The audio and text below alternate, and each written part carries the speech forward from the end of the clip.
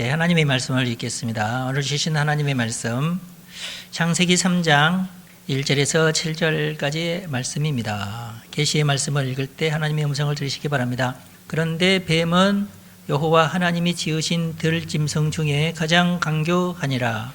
뱀이 여자에게 물어 이르되 하나님이 참으로 너희에게 동산 모든 나무의 열매를 먹지 말라 하시더냐. 여자가 뱀에게 말하되 동산 나무의 열매를 우리가 먹을 수 있으나 동산 중앙에 있는 나무의 열매는 하나님의 말씀에 너희는 먹지도 말고 만지지도 말라 너희가 죽을까 하노라 하셨느니라. 뱀이 여자에게 이르되 너희가 결코 죽지 아니하리라. 너희가 그것을 먹는 날에는 너희 눈이 밝아져 하나님과 같이 되어 선악을 알 줄 하나님의 아심이니라. 여자가 그 나무를 본즉 먹음직도 하고 보암직도 하고 지혜롭게 할 만큼 탐스럽기도 한 나무인지라. 여자가 그 열매를 따먹고 자기와 함께 있는 남편에게도 주매 그도 먹은지라. 이에 그들의 눈이 밝아져 자기들이 벗은 줄을 알고 무화과 나무 잎을 엮어 치마로 삼았더라. 아멘.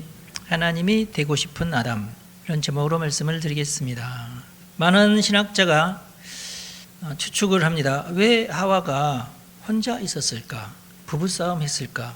하여튼 하와가 혼자 있을 때 마귀가 유혹을 했어요. 사람들은 홀로 있을 때 가장 위험해요. 왜냐하면 사람이라는 존재 자체가 관계적이면서 사회적인 그런 존재이기 때문에 그렇습니다. 그래서 홀로 있을 때 외로움을 느끼고 공포감을 느끼게 돼 있어요.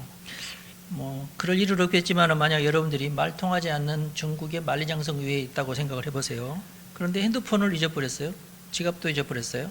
어디로 가야 할지 길을 알지 못해요. 말을 못하니까 물어봐도 알아듣지를 못합니다. 손짓 발짓, 그런데 배짱도 잊어버렸어요. 다 잊어버렸어요. 사람에 대한 신뢰도 잊어버렸어요. 중국 사람들 못 믿잖아, 우리 사람들. 믿으시는 분도 있지만 그런 상황이면은 다 믿기가 좀 어렵죠. 그러면은 사람이 그런 상태에 빠지면은 초긴장 상태가 됩니다. 두렵죠. 온몸과 정신이 극도로 예민해집니다. 사람은 어려움에 닥쳤을 때 굉장히 예민해지죠. 뒤에서 식은땀 흐르고 목소리도 덜덜 떨리고 능력이 이렇게 자기의 최대치가 나오지 않죠. 쪼그라들어 버리죠. 상상만 해도 오싹하지 않습니까? 제가 여러분들이 너무 놀랄까 봐 만리장성이라고 얘기했지만은 다른 나라 여행하는데 으슥한 골목길이라고 생각해 보세요. 그건 더 이제 극심한 공포감이 오겠죠. 이처럼 사람은 혼자 있을 때 제일 위험합니다. 그리고 극도로 공포감이 쌓이게 됩니다. 심지어는 군중 속에 있어도 자기 스스로 외로움을 느끼는 존재가 사람이에요. 그래서 하나님께서 사람을 남자와 여자로 만드셨습니다. 동물들과는 달리 사람은 혼자가 아니에요. 사람만큼은 혼자가 아니에요. 사람은 절대 킬리만자로의 표범이 될 수 없습니다.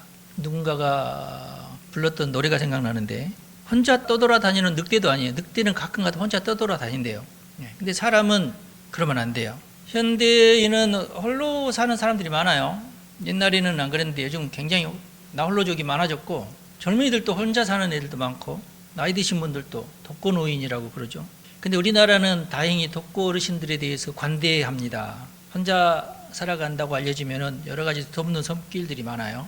정책적으로 그런 것들을 지원하고 참 좋은 나라죠. 근데 성경에 보면은 홀로 사는 것을 더 좋아하는 사람이 있어요. 에녹이라는 사람인데 에녹은 당대 가장 위대한 통치자였어요. 그런데 에녹의 고질병이 뭐였냐면은 사람들과 어울리는 걸 별로 안 좋아하고 혼자 있는 것을 아주 좋아했어요. 자꾸 휴가를 내서 혼자 있었어요. 사람들은 그 에녹을 보고 에녹에게 말씀 듣기를 좋아하고 막 그랬는데 에녹은 나는 너네들하고 같이 있고 싶지 않아. 나는 혼자 있고 싶어. 그랬어요. 그러면서 점점 혼자 있는 시간을 막 늘려가더니만은 결국에는 하늘나라로 가고 말았어요. 에녹 이야기에서 우리가 아주 중요한 것을 한 가지 발견할 수 있는데요. 에녹은 혼자 있어도 외로워하지 않았어요. 오히려 혼자 있는 걸 좋아했어요. 왜 그랬을까요? 이유는 딱 한 가지입니다. 하나님과 동행해서 그렇습니다. 하나님과 동행하는 사람이었으니까 절대 외로워하지 않았어요. 그리고 사람들과 시간 보내는 것을 굉장히 버겁게 생각하고 하나님과 시간 보내는 것을 굉장히 즐겁게 생각하는 굉장히 특별한 사람이었어요. 사람들 중에서도 이제 쉽게 외로움을 타는 사람들은 자기가 매료되는 어떤 대상을 찾아요. 영웅 심리죠. 영웅을 찾아요. 스타를 찾아다녀요. 그래서 세상에는요, 영웅 이야기가 그렇게 많아요. 지금도 사람들은 영웅에게 매료되고 흥분하고 열정을 불태웁니다. 임영웅 말고, 임영웅도 영웅인데 딱 그렇게 하여튼 어떤 영웅을 찾아요. 과거 서태지에게 매료되어 가지고 서울로 오가던 광주 여중생이 있었는데요. 저는 그 아이가 그렇게 될 줄을 몰랐는데 나중에 듣고 보니까 세상에 광주에서 서울까지 왔다 갔다 하면서 중학생인데 부모나 친구들로부터 어떤 그 소외감을 느끼기 시작할 때 자신의 신체적 성장에 가지만 정신적인 성장에 어떤 지체감을 느낄 때 외로움을 확 느끼거든요. 예. 우리는 이제 그 때를 우리는 중2병이다. 중2쯤 되면 그런 것을 많이 경험을 해요, 청소년들이. 그러면서 나는 누구인가 반항하기도 하고. 그래서 이 시기는 어느 누구도 감당할 수 없는 그런 시기가 됩니다. 그런데 이제 자신 앞에 나타난 혜성 같은 어떤 가수를 보니까 거기에 매료되면서 빠져들어가는 거죠. 구세주처럼 보이죠. 그런데 영웅 숭배로는 자신의 개인적인 어떤 그 친밀감을 만족할 수는 없죠. 자기 혼자 좋아하는 거니까. 일부 몇 명 그 서태지의 팬클럽만 해도 100몇 개인가? 그랬대요. 전국적으로. 팬들의 숫자를 누가 집계할 수도 없고 어마어마한 숫자. 지금까지도 그들은 서태지의 팬이랍니다. 그래서 우리는 에녹에게서 가장 바람직한 모델을 발견할 수 있는데요. 결국 사람이 혼자가 아닌 이유는 그가 하나님과 동행할 수 있는 존재이기 때문에 혼자가 아니에요. 이게 이제 가장 기본적인 어떤 논리입니다. 사람이 혼자가 아닌 이유는 하나님과 동행할 수 있어요. 어떤 사람이든지. 그래서 사람은 혼자가 아닙니다. 물론 이제 단순히 부부거나 어떤 식구거나 일가 친척이거나 뭐 그럴 수도 있는데 그것과는 비교되지 않는 관계가 하나님과의 관계죠.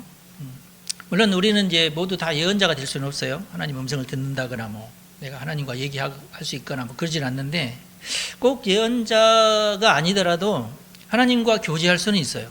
제가 그래서 예언자를 내가 동경하긴 하지만 예언적인 어떤 은사는 제게 없어요. 그렇지만 저는 목사가 되기 전부터 오랫도록 하나님과 깊은 교제 속에 살았어요. 항상 날마다. 그리고 그런 하나님과의 동행은 지금까지 변함이 없습니다. 한번 그러기 시작한 이후로는 지금까지 변함없이 그렇게 누가 뭐라고 한들 나는 하나님과의 교제 속에 살아가고 있어요. 그 이후로 저는 한 번도 내가 무슨 또 외롭다거나 그런 것을 경험한 적은 없어요. 하나님 말고 제 아내가 또 항상 제 옆에 있기 때문에 외로워 본 적이 없어요. 외로움을 느껴본 적이 없어요. 유사 이래로 수많은 사람들이 하나님 없이 방황하다가 결국에는 이제 두 종류의 사람으로 나뉘게 되는데 한 종류는 방황하다가 하나님을 만난 사람, 또 다른 한 종류는 방황하다가 스스로 내가 하나님이 돼야 되겠다 이렇게 결심하는 사람, 두 종류로 나뉘어요. 타락한 천사가 하와를 유혹할 때 했던 말의 핵심이 뭐냐면 네 스스로가 하나님이 될 수 있는데 왜? 그거거든요. 네 스스로가 하나님이 되어라. 홀로 외롭게 있던 하와가 놀래죠. 그 말에. 여러 가지로 물론 이제 성경에는 간단하게 나와 있지만은 대화가 막 여러 가지가 오고 갔겠죠. 그리고 많이 고민을 했겠죠. 그러다가 결국은 그녀가 인류 최초의 임상 실험을 하게 됐습니다. 하나님은 선악과를 먹으면 분명히 죽으리라 그랬는데 1절에 보면은 제가 중요한 단어를 빨간색으로 뱀이 이렇게 속이죠. 참으로 너희에게 모든 나무의 열매를 먹지 말라 하시더냐 그랬어요. 거짓말이죠. 하나님은 모든 나무의 열매를 다 먹어도 되는데 딱 한 가지만 먹지 마라 그렇게 얘기했죠. 그런데 알고 있음에도 불구하고 모든 나무의 열매를 먹지 말라고 하시더냐. 그 말을 들으니까 하와가 그건 아닌데. 근데 여기서부터 속아 들어가는 거예요. 다 먹을 수 있다. 근데 여기서 또 이제 하와도 마귀가 그렇게 얘기하니까 반발심이 생기죠. 먹지도 말고 만지지도 말라고 했다. 만지지 말라는 말 안 했거든요. 먹지 말라고만 했지. 과장한 거죠. 자기가 하는 말을 좀 강하게 어필하기 위해서. 만지는 건 괜찮아요. 선악과 만진다고 뭐 이렇게 뭘 옮거나 그러지 않아요. 선악과 만지다가 선악과에서 뭐가 나와가지고 팍 쏘거나 그러지도 않아요. 만질 수는 있어요. 근데 만지지도 말라. 그리고 하나님은 분명히 죽는다. 반드시 죽는다고 얘기했는데 죽을까 하노라고 했다. 죽을지 안 죽을지 모른다는 얘기예요. 거짓말이거든요. 여러분 하와가요. 선악과를 먹고 거짓말을 한 게 아니에요. 그러니까 선악과를 먹고 죄를 지은 게 아니라고요. 선악과를 먹기 전부터 죄를 지었어요. 이건 뭘 말하느냐 하면은 사람은 그냥 존재 자체가 하나님처럼 완벽한 존재가 아니라 그냥 불완전한 존재라는 그런 의미예요. 선악과를 먹기 전부터 이미 마귀가 유혹하면은 휘청거리는 존재다. 지금도 마찬가지고. 그러니까 선악과 먹기 전의 사람과 선악과 먹고 난 이후의 사람이 크게 뭐 이렇게 어떤 변화가 있었냐 그런 것 같지는 않아요. 단지 수명 단축을 경험하게 되는 거죠. 왜냐하면 선악과를 먹는 사람에게는 이 생명나무의 실과도 절대 못 먹도록 에덴 동산에서 쫓겨났으니까 그 차이예요. 그냥 영원히 살 수 없게 만들어 놓으셨죠. 그러자 뱀이 결코 죽지 아니하리라. 절대 안 죽는다. 죽을지도 모르겠는데 아니야, 절대 죽지 않아. 여기에 속아 넘어가죠. 그 다음에 너희의 눈이 밝아진다. 근데 이 말은 사실이에요. 그러니까 마귀는 거짓말과 참말을 막 뒤섞여 가지고 우리에게 제공을 하는 거예요. 눈이 밝아진 것은 맞아요. 뒤에 보면 정말 눈이 밝아졌어요. 눈이 밝아진다는 말은 거짓말이 아니에요. 그리고 선악을 알 줄을 하나님이 아셨어요. 우리가 근데 선악을, 어떤 악은 몰라야 되도록 하나님께서 만들어 놓으셨는데 그까지 다 알게 된다. 그러자 정말 그럴 것 같아.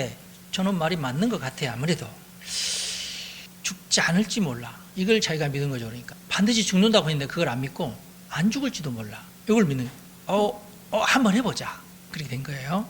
그래서 최초의 임상 실험을 자기한테 했습니다. 죽을지도 모르는데 먹어봤어. 용감한 여자입니다.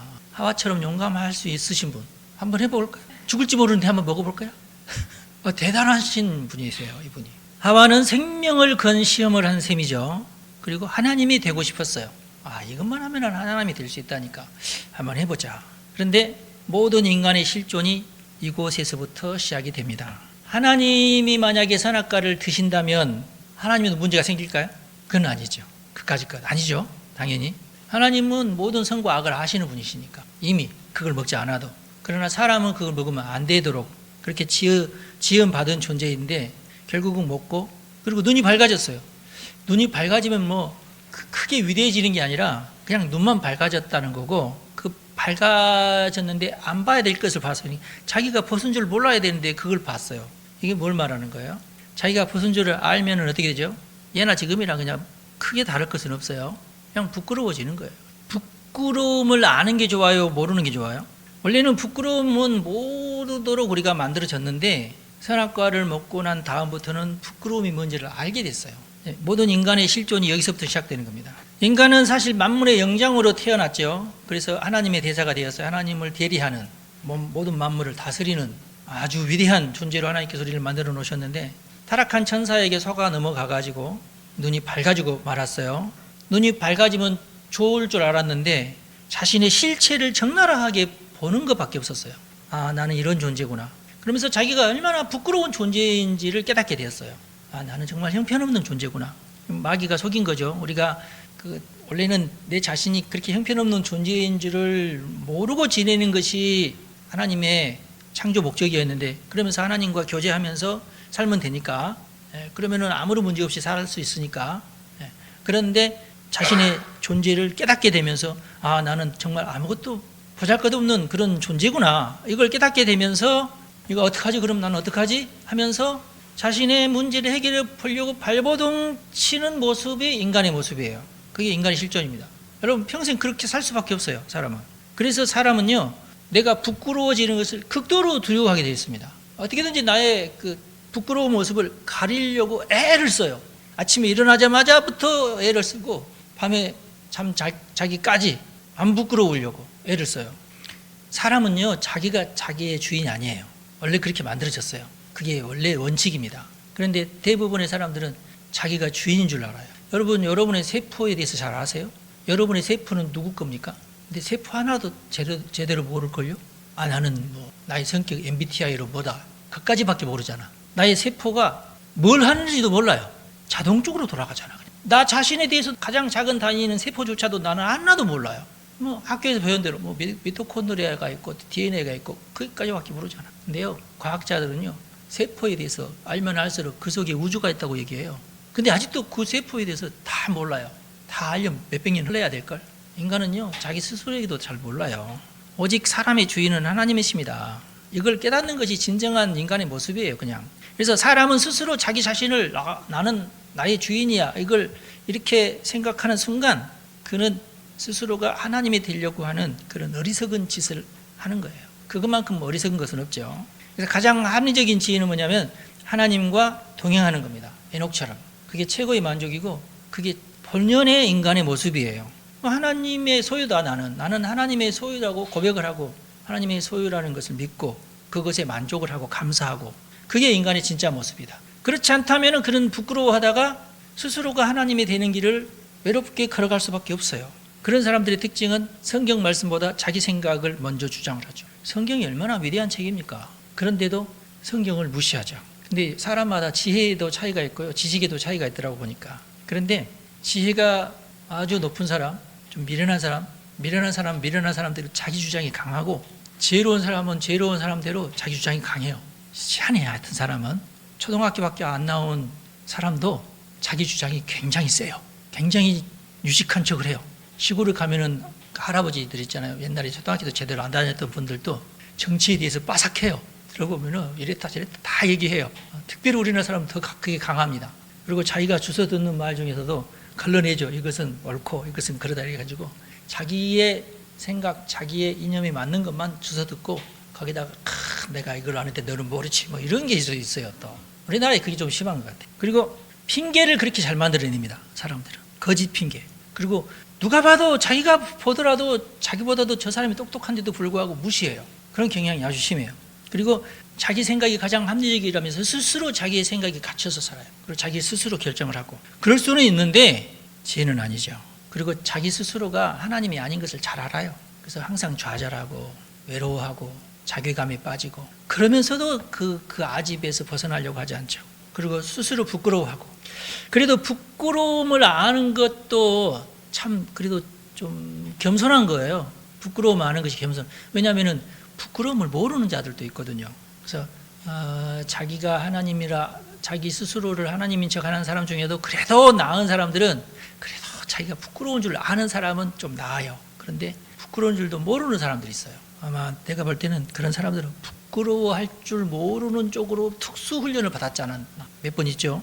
시대가 바뀌었지만 인간은 여전히 부끄러움을 당할까 봐 전전긍긍한 존재가 돼요. 대부분 다 그렇습니다. 그리고 아차 내가 부끄러운 짓을 했네 그걸 깨달으면은, 어린아이라면은 괜찮은데 부모가 다 돌보니까, 내가 어른이 됐는데도 불구하고 내가 부끄러운 짓을 했구나 그러면은 패닉에 빠집니다. 얼굴이 뜨거워집니다. 큰일 났네, 나 어떡하지? 나 이제 이 사회에서 이제 완전 매장될 텐데 하면서 막 두려워해요. 저 사람들이 나를 어떻게 평가할까? 사람의 그 시선에 굉장히 민감해지면서 그 긴장 상태에 빠지게 됩니다. 그리고 후회하죠. 그 말을 내가 하지 말아야 되는데, 내가 어쩌다가 그냥 내가 속아가지고 이렇게 할 걸, 창피당하고 손해만 봤구나. 제가 설교를 준비하다가 보니까 누가 카톡을 누구야? 하여튼 우리 이제 신대원 다니는 동기 중에 단톡방이 있는데, 정말 진실된 말이구나 하는 것은 간혹가다 제가 여러분들에게 이제 쏴드리죠. 그러고 있는 상황이에요. 요즘에는 이제 탄핵 여파로 단톡방이 시끌시끌해요. 여느 때보다 뜨겁습니다. 어제 밤늦게 이런 카톡이 떴더라고요. 천조국 팔행이라는 사람이 CIA에다가 여자 가수 누군가를 고소를 했대요. 올렸대요. 그러면서 이 사이트에 가면은 이거 올릴 수 있다 하면서 사이트까지 공개를 해버렸어요. 저는 이제 몇 주 전에 봤는데 이런 이상한 여자도 있구나 이제 그러고 말았는데, 그것이 불러온 여파가 엄청나요. 지금 급기야는 신문에까지 났습니다. 그 양반이 구독자라고 해봤자 뭐 몇천 명, 저는 그렇게 알고 있고, 별로 말도 굉장히 이상하게 하고, 한국인과 결혼한 미국 여자인데 극우감하여튼 하여튼 그런 식이에요. 그런 여자인데 내가 이 가수를 CIA에다가 난 보고를 해버렸다. 그럼 CIA에서는 보고를 받으면은 조사를 다 하긴 한대요. 예. 근데 놀랍게도 지금 미국이 급격하게 지금 반중이잖아요. 그리고 이제 아예 이제 바이든 때는 조금 덜했지만은 이제 트럼프 때는 아주 그냥 중국을 아주 전쟁할 정도로 뭐 총 쏘지는 않지만 그 정도까지 지금 이제 가겠다고 예고하고 그런 상황이잖아요. 그러니까 CIA 측에서는 민감한 거야. 그런데 이번에 탄핵하면서 중국인 간첩 이런 얘기도 있었잖아요. 대통령이 말 중에. 그러다 보니까 더 민감해졌어요. 예. 그리고 원래 이제 이 여자분이 이제 그런 걸 싫어해서 가수가 이제 탄핵 집회 나가라고 계산 미리 하고 그랬다는 얘기들을 써가지고 보고를 해버렸네. 그리고 친중적인 발언을 한 사람들은 다 보고를 해버려라 이렇게 얘기를 해버렸네. 그래서 정말로 그런 일이 벌어졌어요. 설마 누가 저런 미친 짓을 할까 싶었는데, 그래서 어떤 일이 벌어졌냐면요. 우리가 미국 가려면은 3개월짜리 비자만 끊으면 쉽게 나오는 거. 근데 그게 지금 막히기 시작합니다. 실제로 기업들이 난리가 났어요. 예. 미국 출장을 가야 되는데 안 나와. 비자가 안 나와. 지금 그래서 많은 사람들이 SNS 지운이라고 난리가 났어. 근데 지워도 소용이 없다면서요. 예. 다 조사하면 다 나온다면서요. 지금 이 문제가 지금 탄핵이 그 계엄이 선포되고 나서 그 다음날 카페에 수없이 많은 여자분들이 와가지고 목말을 쏟아내면서 우리 아들 군대 갔는데 이거 어떻게 하면 좋냐고 말이에요. 우리 아들은 제대했는데 다시 그 계엄이라고 나오게 하면 이건 큰일 났는데, 그러면서 막 전화하면서 너 절대 총 쏘라고 하면 쏘지 말아라. 그래서 온 엄마들이 난리가 났어. 전국에 있는 엄마들이 난리가 났어. 카페 와서도 맨 그 얘기만 해. 세상이 이렇게 무섭습니다. 나라 걱정 이런 건 다 뒷전이고 대통령도 걱정 안 하고 내 아들 걱정만 다. 이거 놀라운 거예요, 이거. 저는 이게 놀라웠어요. 정말 놀라웠어요. 아니 어떻게? 근데 천조국 발행 얘기가 이고 난 다음에 저도 몰랐는데요. 언제부터인가 여성부들이 나와서 이거 분위기 변했다고 막 그러는 거야. 그래서 분위기가 뭐가 변했다고 그러지? 저는 굉장히 늦게 제가 들었어요. 엄마들이 자신들의 SNS를 다 지우기 시작하고 있어요. 예, 우리 아들 미국 못 가면 안 된다. 우리 아들 일본 못 가면 안 된다. 반미 반일 발언했던 것들 다 지우고 있어요. 그래서 탄핵 찬성을 했던 사람들이 어제 보니까 3,600명 모였다던가. 그래서 이 나라는 놀라운 나라다. 애기 엄마들을 움직이지 않으면 이 나라는 움직이지 않는구나. 전 그걸 느꼈어요. 여성들의 파워를 제가 느꼈어요. 처음으로. 이분들은 뭐 신문 이런 거 상관없어. 카톡으로 모든 엄마들이 다 대동단결하는 걸 제가 봤어요. 와, 무서워요. 사람들은요, 손해 나는데 굉장히 민감합니다. 조금이라도 손해 나는데 내 아들에게 뭔가 좀 위험한 일이 닥친다고 하면은 10년 전까지로 미리 다 조치를 해놔. 그렇습니다. 제가 왜 이런 말씀 드리냐면은 사람들은 뭘 두려워하는지에 제일 민감하구나. 나라 걱정 때문에 두려워하지 않아요. 제가 그걸 느꼈어요, 이번에. 나하고 너무 다른 거야. 내 아들이 미국 못 갈까봐 그걸 두려워하는구나. 그러면서 완전히 세상이 뒤집어져 버렸어요. 우리는 이런 걸 보고 신의 한 수다. 사람들은 부끄러움 당하지 않으려고 길을 써요. 화장하고 옷 고르고 자동차 고르고 목숨까지는 아니고 이 자존심을 지키려고 모든 걸 다 걸어요. 돈을 쓰는 거 보면은 자존심 지키려고 돈을 써요. 이게 어떻게 보면 원초적인 본능. 이 원초적인 본능이 뭐냐? 부끄러움을 당하지 않으려는 본능이에요. 이게 어디서부터 왔냐? 하와로부터 온 거예요. 불안하고 걱정하고 위험을 제거하느라고 애쓰고 돈을 거기에 다 쓰고 안전하는데 돈을 많이 쓰고 안전하지 않다고 생각되면 극도로 예민해지고 선악과를 따먹은 인간의 실존이 그렇습니다. 왜? 부끄러움이라는 것을 알아버려가지고 거기에 민감해져요. 마귀가 이걸 잘 알았던 것 같아요. 그러면서 그걸 터치한 것 같아요. 답은 뭡니까?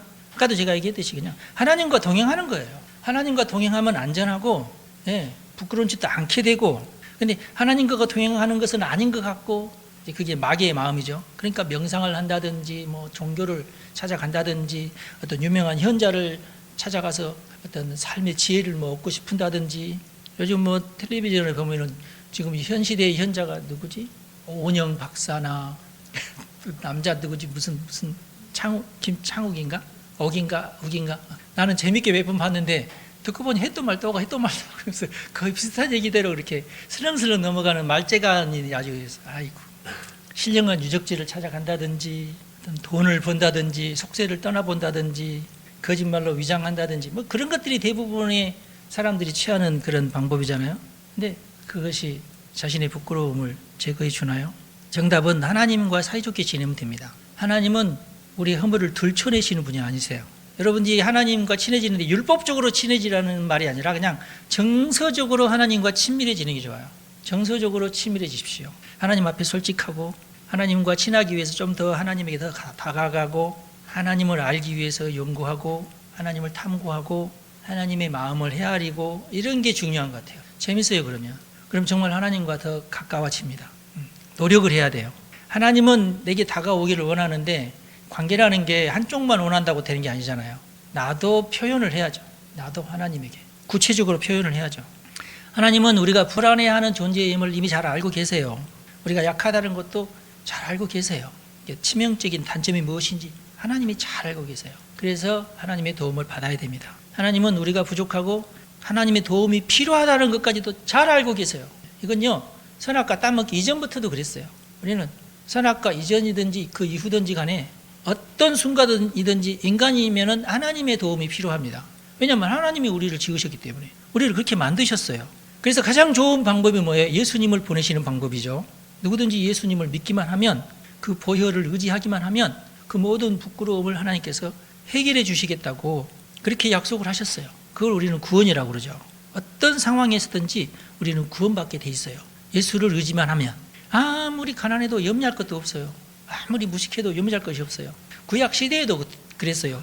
아무리 가난해도 산에 가서 비둘기 2마리만 잡아가지고 와서 회개 기도하고 제물로 드리면 하나님께서 다 용서해 주셨어요. 이후로는 이제 예수님의 십자가 이후로는 어떻게 됐어요? 우리가 교회 가서 회개 기도 드리기만 하면 돼요. 그러면 하나님이 용서해 주시고 도와주십니다.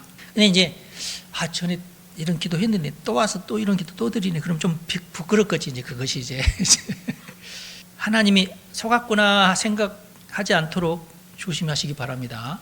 회개기도 했다가 또 똑같은 회개기도 또 하고 그러면은 물론 이제 사람에 따라서 같은 죄를 여러 번 회개기도 한 사람도 있을 수 있어요. 그리고 우리 하나님은요, 우리가 그만큼 나약한 존재라는 것을 잘 알고 계세요. 하나님은. 예. 다만 제가 여러 말씀 드리는 것은 여러분들이 그것을 악용하지는 마라. 예. 그리고 그런 부끄러움을 없애기 위해서 노력하는 것이 중요하겠죠. 마귀는 여러분에게 항상 속삭입니다. 비아냥거리고 유혹하고 그런 마귀의 유혹을 물리쳐야 됩니다.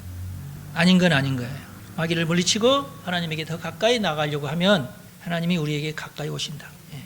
하나님 말씀에 보면은 제가 야고보서 4장 8절에 있는 말씀을 읽어드리겠습니다. 하나님을 가까이 하라. 그리하면 너희를 가까이 하시리라. 죄인들아 손을 깨끗이 하라. 두 마음을 품은 자들아 마음을 성결하게 하라. 그랬어요. 아주 핵심적인 말씀이죠. 하나님에게 가까이 가시면 돼요. 손을 깨끗이 하시라. 죄를 씻으라 그 말이죠. 예수의 보혈로 두 마음 품지 말고 마음을 성결하게, 정결하게. 그러면 하나님께서 여러분들에게 가까이 가시고 여러분들은 더 이상 외롭지 않고 죄에서 벗어나게 될 줄로 믿습니다. 기도하겠습니다. 좋으신 하나님, 우리의 연약함을 아시는 주님, 우리의 죄를 위해서 십자가를 예배하셨고 그 아들 예수 그리스도를 통해서 속죄의 길을 만드신 우리 아버지 하나님 감사합니다. 우리의 부끄러움을 대신 감당하시고 우리의 허물을 대신 지시고 우리의 저주를 대신 감당하시기 위해서 십자가를 지신 예수님, 우리는 진심으로 뉘우치며 참회합니다. 아버지 하나님, 우리는 하나님의 품에서 진정한 안식을 누리게 되었음을 고백합니다. 아버지여, 우리를 구원해 주시고 악에서 구해 주옵소서. 오직 아버지께서 우리를 돌봐 주시고 우리를 구원하시는 분이시며 악으로부터 보호해 주시며 우리의 부끄러움을 감추시는 분인 줄 믿습니다. 전능하신 하나님, 우리를 도와주시고 선한 길로 인도해 주옵소서. 이 시간 하나님 곁을 떠나지 않기로 결심한 우리 성도들을 축복하오니 하늘의 복으로 땅의 복으로 신령한 복으로 충만하게 채워 주옵소서. 우리 주 예수님의 이름으로 기도합니다. 아멘. 여러분 축복합니다.